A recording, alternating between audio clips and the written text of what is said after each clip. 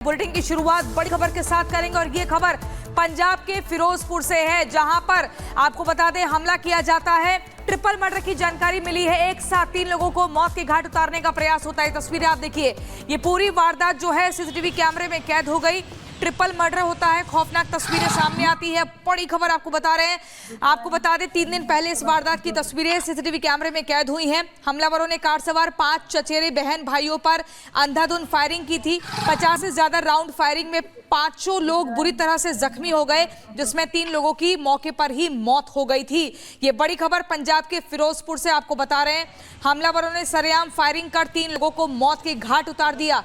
Triple murder की ये खौफनाक तस्वीरें, 50 राउंड गोलीबारी होती है, जिसमें 3 लोगों की मौके पर मौत हो जाती है। 2 लोग गंभीर रूप से घायल बताए जा रहे हैं। कुल मिलाकर 5 लोग इस गाड़ी में सवार थे। आखिर पंजाब में बदमाश इतने बेखौफ क्यों हैं, ये एक बड़ा सवाल है। ट्रिपल मर्डर की बात की जो तस्वीरें सीसीटीवी कैमरे में कैद हुई, वो आप अपनी टीवी स्क्रीन पर देख रहे हैं। पंजाब के फिरोजपुर का ये मामला है, जहां पर बेखौफ बदमाश इन तस्वीरों में देखे जा सकते हैं।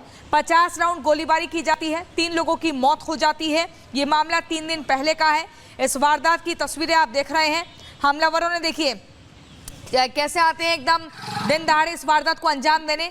चेहरा ढका हुआ है, ऐसा लग रहा है इन तस्वीरों में चेहरा ढका हुआ है, फिर भागते हैं। न सिर्फ हमला करके चले जाते बल्कि आगे जाकर भी गोलीबारी करते हैं। आप देखिए।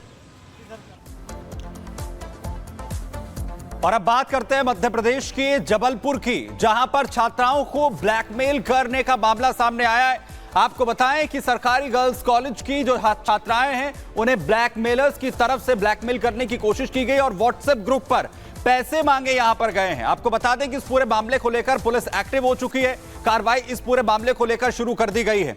दरअसल जबलपुर में आखिर कैसे अश्लील फोटो और वीडियो के जरिए ब्लैकमेल करने की कोशिश यहां पर की गई, जहां पर सरकारी गर्ल्स कॉलेज के व्हाट्सएप ग्रुप में ब्लैकमेलर्स ने अश्लील फोटो और वीडियो भेजे और पैसे मांगे।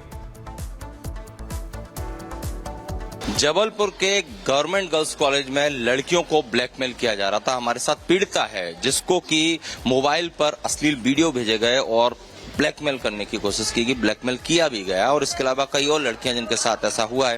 बेटा, आपके साथ क्या हुआ, कौन था, क्या आपको किस तरह से वीडियो भेजे? पहले तो मेरे पास व्हाट्सएप में मैसेज आया, बोलता है मैं संजय, मैं तुम्हें जानता हूँ। तो मैंने बोली मैं तुम्हें नहीं जानती। तो बोलता है कि तुम भी ये सेकंड ईयर से हो ना? मैंने बोली हाँ।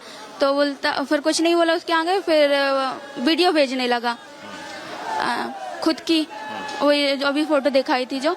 और उसके बाद और भी वीडियो भेजने लगा। कम से कम 5-6 वीडियो भेज दिया, गंदी वीडियो, बिना कपड़े की, लड़का लड़की की। हाँ। फिर आपको क्या बोला? उसमें फिर थोड़ी देर बाद शाम को फोन आया, एक नंबर से आया, दूसरे नंबर से, तो वो पुलिस की वर्दी में था एक लड़का। अब ये नहीं था, वो पता नहीं था कौन है। वीडियो पुलिस वाला था या पता नहीं कौन, मुझे नहीं पता, पर पुलिस की वर्दी में था। वीडियो कॉलिंग किया था जब मेरे पास।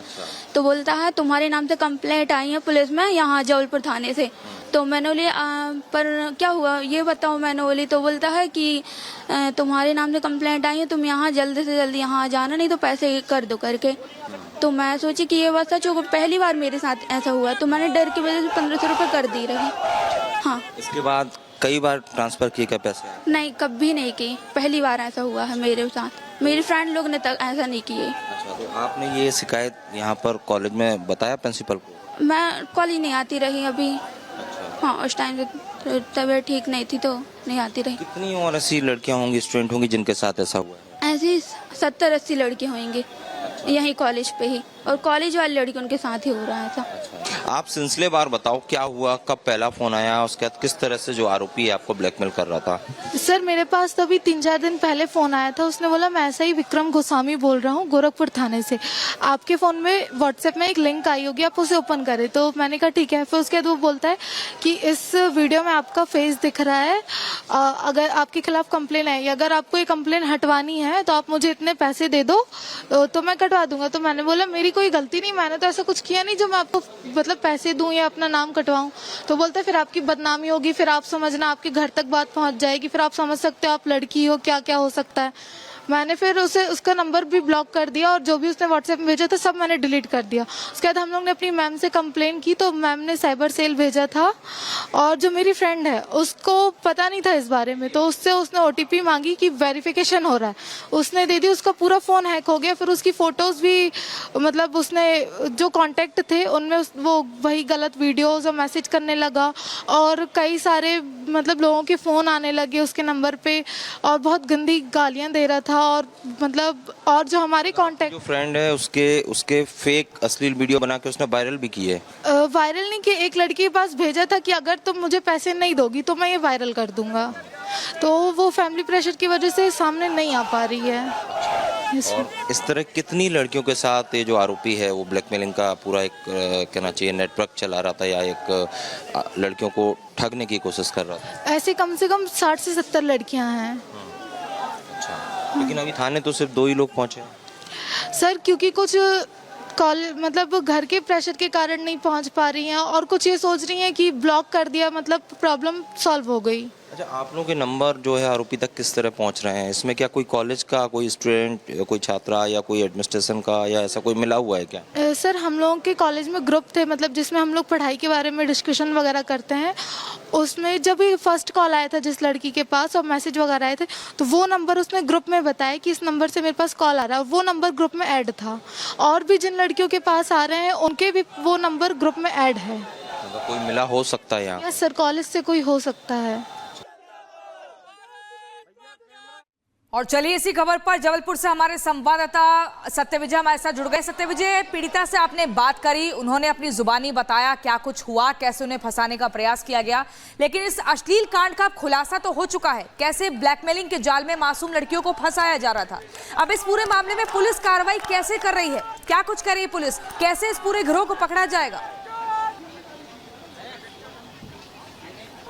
जी बिल्कुल, देखिए काफ़ी गंभीर सवाल है ये आपके, क्योंकि जबलपुर के गवर्नमेंट गर्ल्स कॉलेज में ये पूरा घटनाक्रम हुआ है, अश्लील कांड हुआ है। लड़कियों को 1, 2 नहीं 70 से ज़्यादा ऐसी लड़कियां जिनके मोबाइल पर उन्हें अश्लील वीडियो, पॉर्न वीडियो भेजकर उन्हें ब्लैकमेल किया जाता है। कल जब ये खुलासा हुआ, जब स्टूडेंट ने अपनी पीड़ा प्रिंसिपल को बताई और पुलिस में कंप्लेंट की गई, इसके बाद अब एक के बाद एक लड़कियाँ सामने आ रही हैं। सबसे बड़ी बात यह है कि जो आरोपी है उसके खिलाफ अज्ञात में प्रकरण तो दर्ज कर लिया है। ये भी कहा जा रहा है कि हो सकता है उसने AI का इस्तेमाल किया हो, लेकिन जो पेचीदगी है वो इतनी गंभीर है क्योंकि साइबर एक्सपर्ट की मदद ली जा रही है। हमने जो सेकंड विक्टिम से बात की थी उसने बहुत बड़ी बात कही है। कॉलेज का एक व्हाट्सएप ग्रुप है, उस ग्रुप में 3 टीचर उसमें एडमिन है और एक स्टूडेंट एडमिन रहते हैं, और उसी ग्रुप में ब्लैकमेल करने वाले आरोपी का भी नंबर पाया जाता है। जब ये खुलासा हुआ इसके बाद उसे रिमूव किया जाता है। मतलब ये जो एक बड़ा सवाल खड़ा हो रहा था कि लड़कियों के नंबर आरोपी तक कैसे पहुंच रहे हैं, इस चीज का खुलासा तो हो गया है कि वो व्हाट्सएप ग्रुप जो इस कॉलेज के ही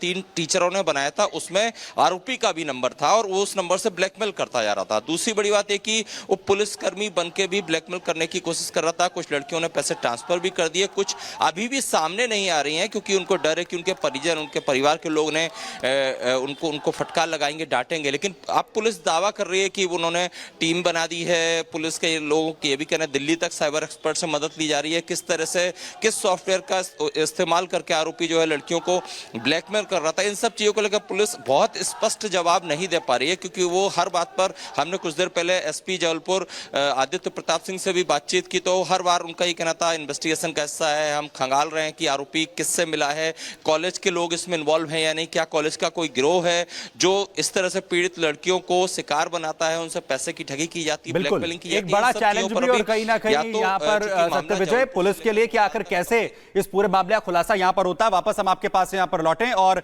जिसका जिक्र यहाँ पर कर रहे हैं सत्यविजय कि आखिर SP ने क्या कुछ इस पूरे प्रकरण को लेकर कहा है, जांच आखिर कैसे आगे बढ़ रही है, सुनिए जरा। जबलपुर ब्लैकमेलिंग मामले में हमारे साथ SP जबलपुर आदित्य प्रताप सिंह हैं। बातचीत के लिए हम उनसे बात करते हैं। सर, जबलपुर गर्ल्स कॉलेज में जिस तरह से जो ब्लैकमेलिंग का मामला सामने आया है, इसमें कितनी शिकायतें आपको अब तक मिली?